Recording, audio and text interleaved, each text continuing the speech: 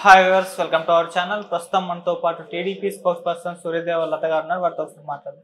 Madam నమస్కారం. Madam నమస్తే. Madam, రోజా గారికి మరి రోజు రోజుకి తన పట్ల వ్యతిరేకత చూపించే వాళ్ళు పెరిగిపోతున్నారని చెప్పుకోవాలి. అంటే ఇప్పుడు కూడా చాలా మంది అంటే తన ప్రత్యర్థులు టీడీపీ పార్టీతో చేతులు కలిపారని చెప్పేసి వార్తలు రావడం చూస్తున్నాం. మరి తనకు అగెనిస్ట్ గా ఉండడం కూడా చూస్తున్నాం. అంటే సొంత వైసీపీ నేతలే ఎందుకంటారు? మరి ఇప్పుడు ఎవరు టీడీపీలోకి షిఫ్ట్ అయ్యారు? రోజా మీద వ్యతిరేకత అనేది ఎక్కువ అయిపోయింది. ఎందుకంటే ఆవిడకి ఉన్న అంటే అంటారు కదా, ఏదో ఒక మహారాణి లాగా ఫీల్ అయిపోవటం.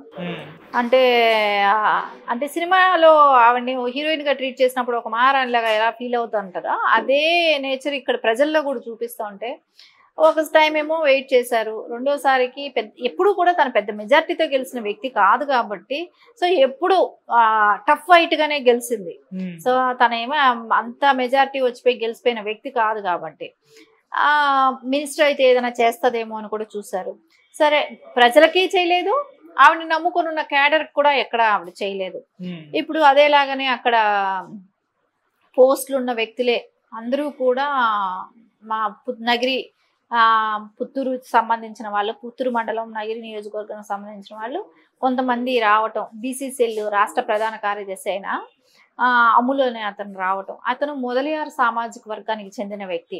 అంటే అక్కడ డామినేట్ చేసేది ఎక్కువ జనాలు కూడా అక్కడ వాళ్ళు ఉంటారు, ఆ కమ్యూనిటీ వాళ్ళు ఎక్కువ ఉంటారు. అంటే 32,000 ఓట్ బ్యాంక్ ఉందనేది అక్కడ వాళ్ళది. సో అందుకని వాళ్ళు గెలుపోవటంలో డిసైడ్ చేసే ఫ్యాక్టర్ వాళ్ళతో ఉంది. అందుకని ఖచ్చితంగా వాళ్ళతో కూడా వ్యతిరేకత రావటం. సో అక్కడి నుంచి కూడా అంటే ఆయన కొంతమంది మళ్ళా వైసీపీ క్యాడర్ని తీసుకురావటం. నారా చంద్రబాబు నాయుడు గారు సత్యవేడు పర్యటనలో ఉన్నప్పుడు అక్కడికి తీసుకెళ్లి భానుప్రకాష్ గారు వాళ్ళతో కండువా కప్పించి సో మద్దతు అంటే వీళ్ళందరూ కూడా కలిసి పనిచేయండి అని నారా చంద్రబాబు నాయుడు గారు చెప్పటం, భానుప్రకాష్తో కలిసి మీరందరూ పనిచేయమని చెప్పటం కానివ్వండి జరిగింది. అదేలాగా వడమాలపేటకు చెందిన మండలంలో కూడా కొంతమంది వైసీపీ నాయకులు వెళ్ళి కండువా కప్పుకోవటం జరిగింది. అంటే ప్రతి మండలంలో కూడా జంపింగ్లు జరుగుతూనే ఉన్నాయి అక్కడ. అంటే ఈవిడ చేసిన దుర్మార్గాలే దానికి కారణం. అంటే ఎవరైనా క్యాడర్ ఇప్పుడు నమ్ముకున్న వాళ్ళకి ఎంతో అంత వాళ్ళ పనులు కూడా చేయకుండా ఉంటాం.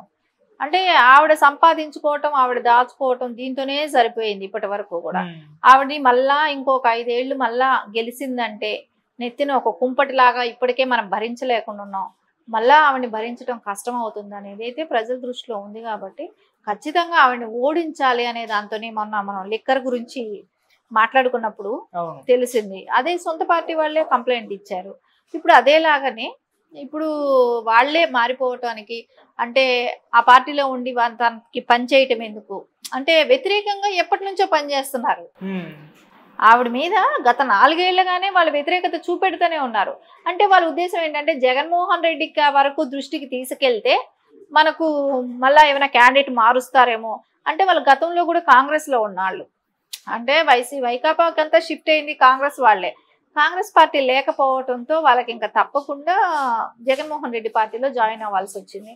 తర్వాత ఎక్కడ కూడా వీళ్ళలో చేంజ్ లేకపోవటం, జగన్మోహన్ రెడ్డి కూడా ఎక్కడ డెవలప్మెంట్ కానివ్వండి అక్కడ నియోజకవర్గంలో కూడా వాళ్ళకి ఎలాంటి బెనిఫిట్స్ కానీ ఎలాంటి పనులు కానివ్వండి అభివృద్ధి పథకాలు కానివ్వండి ఏమీ లేకపోవటం, రోడ్లు కానివ్వండి. ఇప్పుడు విలేజ్ స్థాయి నాయకులనే మనం తీసుకుంటే అంటే గ్రామీణ ప్రాంతం వరకు కూడా వెళ్తే అది రూరల్ ఎక్కువ ఉంటాయి. అక్కడ నగిరి నియోజకవర్గం రూరల్ ఎక్కువ ఉంటాయి. టౌన్స్ కూడా చిన్న చిన్న టౌన్సే, మండలాలు అనేది టౌన్స్ చిన్న చిన్నవి, అది పెద్ద టౌన్స్ కూడా కాదు. అలాంటప్పుడు ఎలా ఉంటదంటే అక్కడ వెళ్ళి వాళ్ళు ఓటు అడగటానికి వెళ్ళినప్పుడు ఏంటి మా ఊర్లో రోడ్డు ఉందా, నీళ్లు ఉన్నాయా, కరెంట్ రేట్ ఎందుకు ఇప్పటికి 10 సార్లు పెరిగింది, ఇవన్నీ అడుగుతారు. కొంతమందికి తీసేశారు ఈ పెన్షన్ డబ్బులే కానివ్వండి, అమ్మఒడి కానివ్వండి, ఇలాంటి పథకాలన్నీ కూడా తీసేశారు. విలేజ్ స్థాయిలో వెళ్ళినప్పుడు వాళ్ళు ఫేస్ చేయాల్సిన ప్రాబ్లమ్స్ ఇవన్నీ ఉంటాయి. కాబట్టి ఖచ్చితంగా వాళ్ళకి వీటికి సమాధానాలు చెప్పుకోవాలి. వాళ్ళు అక్కడ లీడర్గా ఎదగాలంటే అక్కడ వాళ్ళ ప్రజల్లోకి ఏదైనా పనులు చేసి వెళ్తుండాలి, కాంటాక్ట్స్ పెట్టుకోవాలంటే ఏదైనా పనిచేసే నాయకుడు కావాలి, అక్కడ పనిచేసే నాయకుడు కావాలి, వాళ్ళు పిలిస్తే పలికే ఎమ్మెల్యే కావాలి అక్కడ వాళ్ళకి. సో అలాంటప్పుడు వాళ్ళకి ఈవిని గత 10 సంవత్సరాలుగా కూడా ఎక్కడ మనం చూసాం ఆవిడ పాదయాత్ర చేయటం, నిద్రపోవటం, లేవటం, బ్రష్ చేయటం, ఆమె రెడీ అవ్వటం, ఇవి మనం వీడియోలు చేయటం. అది ఎవరు అడిగారు? నువ్వు నిరూపించుకోవాల్సింది నీ నియోజకవర్గంలో. స్టేట్ మొత్తం కాదు కదా, నువ్వు స్టేట్ మొత్తం నీ పబ్లిసిటీ ఇచ్చుకోవటం కాదు కదా. ఏదో ఒక నైట్ షూట్ చేసావు, ఎక్కడో పడుకున్నట్టు మళ్ళీ లేసినట్టు రెడీ అయినట్టు మళ్ళీ పాదయాత్రకు వెళ్ళినట్టు ఇట్లా అన్నీ చేసావు.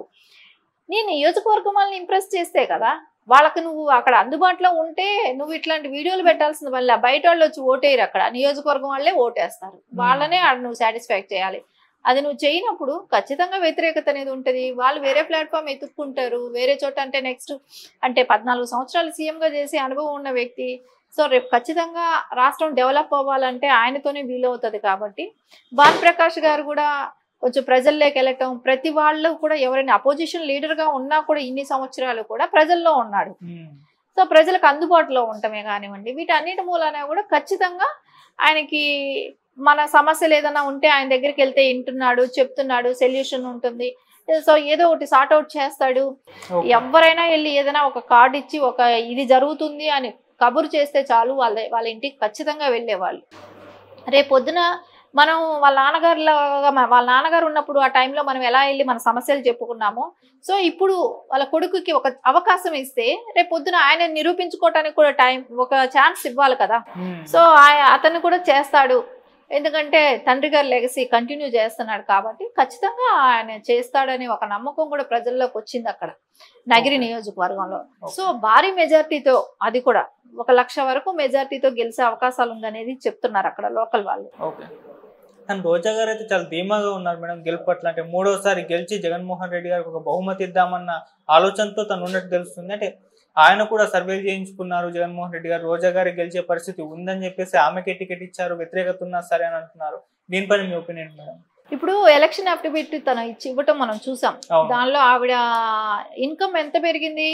60% పెరిగింది. సో ఈవిడ ఏం చేసి పెరిగింది?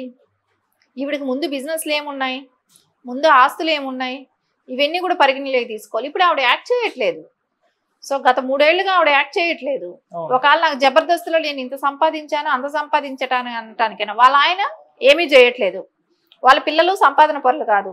ఎలా అంత ఆస్తులు అంత పెరిగి 60% ఎలా వచ్చింది? అంత పెరిగిందని అంటే ఆవిడ అంటే చూపెట్టింది ఒకటి, ఇంకా వెనకాల ఉంటుంది, కానీ అంతవరకు అయితే చూపెట్టింది కదా. సో 60% ఎలా పెరిగింది? నీకు జీతంలో కూడా అంత పెరగదు కదా. ఒక ఎమ్మెల్యే కంటే వాళ్ళ దగ్గర ఖర్చులు కూడా ఉంటాయి. సో ఆ ఖర్చులు అయిపోతుంది. సో ఎలా పెరిగాయి? మీరు ఉండే లావిష్నెస్కి ఆ ఖర్చులు సరిపోతాయి. సో ఎట్లా పెంచుకున్నాం అంటే ప్రజాధనం అంటే అక్కడ నియోజకవర్గాన్ని దోచుకుంది, కొండల్ని పిండి చేసేసింది, కొండలు అనేది లేకుండా పర్యావరణాన్ని అన్ని నాశనం చేసింది. ఎందుకంటే అక్కడ అడవులు ఎక్కువ, అడవి ప్రాంతాన్నంతా కూడా అది తను గుట్టలు కొండలు ఉండే ప్రాంతం. అక్కడంతా కూడా తను గుల్ల గ్రావెల్స్ ఇట్లాంటి మట్టి కానివ్వండి అన్ని దోచుకోవటం చేసింది. ఇంకా ఇసుక. సో అందుమూలన తను సంపాదించింది 1000 కోట్లు సంపాదించింది. అన్ని ఈ రోజు కొంచెం అఫిడవిట్ లో చాలా తక్కువ చూపెట్టడం కానివ్వండి, ఆ ముందు సారి కన్నా కూడా 60% పెరిగింది అనేది ఇంకా అది చాలా హాస్యాస్పదమైన మాటలు. ఏమి సంపాదించుకున్నా అంటే ఎలా పెరుగుతుందో చెప్తే ప్రజలందరూ కూడా అట్లాగే చేస్తారు.